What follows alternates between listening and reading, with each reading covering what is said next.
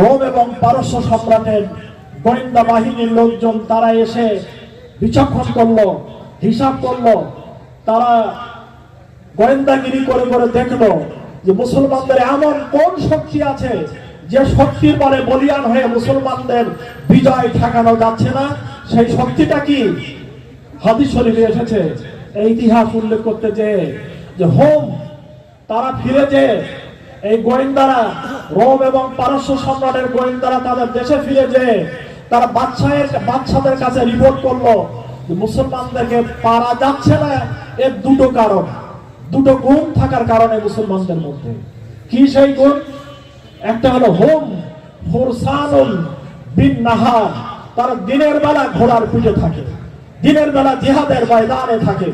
তারা সারাদিন আল্লাহর দ্বীন কায়েমের জন্য এই মুজাহিদরা মাঠে ময়দানে প্রান্তরে, তারা নগরে বন্দরে বাজারে হাটে মাঠে ঘাটে আল্লাহর দ্বীনকে কায়েম করার জন্য তারা ঘোড়ার পিঠে থাকে।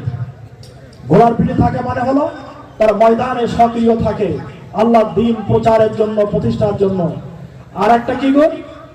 সোহরানুম বিল লাইল, এরা গভীর রাতে ঘুম থেকে জেগে শেষ রাতে তারা তাহাজ্জুদ নামাজে, যায় নামাজে তারা দরবেশ, তারা যায় নামাজে রাত কাটিয়ে দেয়, চোখের পানি ফেলে। এই দুইটা গুণের কারণে, এই দুইটা শক্তির কারণে আমরা আজকে মুসলমানদের কাছে পরাজিত হচ্ছি। দিনের বেলা ঘোড়সওয়ার আর রাতের বেলা যায় নামাজের দরবেশ, এই শক্তির কারণে তাদের কাছে আমরা পাচ্ছি না। বন্ধুগণ, এ দেশ স্বাধীন হয়েছে লঙ্কে লেঙ্গে পাকিস্তান কায়েম করেঙ্গে আল কোরআন, যে আমরা আল কোরআন কায়েম করবো, এই স্লোগান দিয়ে কিন্তু পাকিস্তান তৈরি হয়েছিল। শেখ মুজিবুর রহমান সাহেব তিনি বলেছিলেন, আমি এবার দেশকে মুক্ত করে ছাড়বো ইনশাআল্লাহ। কি বলেননি? ইনশাআল্লাহ, ইনশাআল্লাহ আমি দেশকে মুক্ত করে ছাড়বো।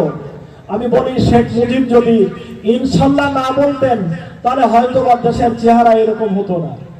কারণ এটা আয়াতে আছে সূরা বাকারার মধ্যে, ওই গরু জবিকরণ ঘটনায় ওরা যদি ইনশাআল্লাহ না বলতো তো জীবনে ওই রকম গরু যে খুঁজতে বলা হয়েছিল ওরা কখনো খুঁজে পেত না। অর্থাৎ ইনশাআল্লাহর পরে ভিত্তি করে বাংলাদেশ, কোরআন কায়েমের স্লোগানের ভিত্তিতে বাংলাদেশ, অতএব এই আজানের বাংলাদেশ, মসজিদের বাংলাদেশ, মিনারের বাংলাদেশ, হিন্দু বৌদ্ধ খ্রিস্টান সমৃদ্ধভাবে বসবাসের বাংলাদেশ, এই ধর্মের বাংলাদেশ, এই বাংলাদেশকে অত্যন্ত নাজুক একটা অবস্থার পরে নিয়ে হাজির করেছিল। আপনারা কি কোনোদিন আবার ওই রকম বাংলাদেশ দেখতে চান? যদি না চান তাহলে ওরকম দিনের বেলা ঘোড়সওয়ার এবং রাতের বেলা যায় নামাজের দরবেশ, এই চরিত্রে আমাদেরকে ফিরে আসতে হবে। আমরা বিশ্বাস করি যে গোটা পৃথিবীতে ইসলাম কায়েমের জন্য বিভিন্ন দেশে ইসলাম বিজয়ের জন্য তারা এগিয়ে যাচ্ছে।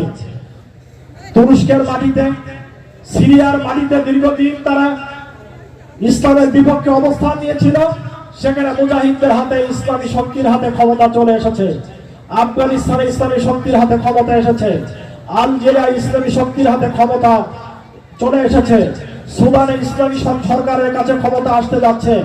অতএব বাংলাদেশ আমরা পিছনে থাকার দেশ নয়, এদেশে আমরা কোরআন কায়েমের বিপ্লবে এখানে যুবকদের, তরুণদেরকে, প্রবীণদেরকে, মা বোনদেরকে, হিন্দু মুসলমান সবাই মিলে আমরা ধর্মের দেশ, কোরআনের দেশে এটাকে আমরা পরিণত করতে চাই। আপনারা কি প্রস্তুত আছেন? আপনারা কি প্রস্তুত? আল্লাহ রাব্বুল আলামিন আমাদেরকে তৌফিক দান করুন। আগামী নির্বাচন হবে বাংলাদেশে, কোরআন বিজয়ের নির্বাচন। আগামী নির্বাচন, যে নির্বাচন বাংলাদেশে আসতে যাচ্ছে, এই নির্বাচন হবে গরিবের পেটের দুমুঠো, দুবেলা দুমুঠো ভাত যাওয়ার নির্বাচন। যুবক এবং তরুণদের বেকারত্ব দূর করার বাংলাদেশ, এই বাংলাদেশ হবে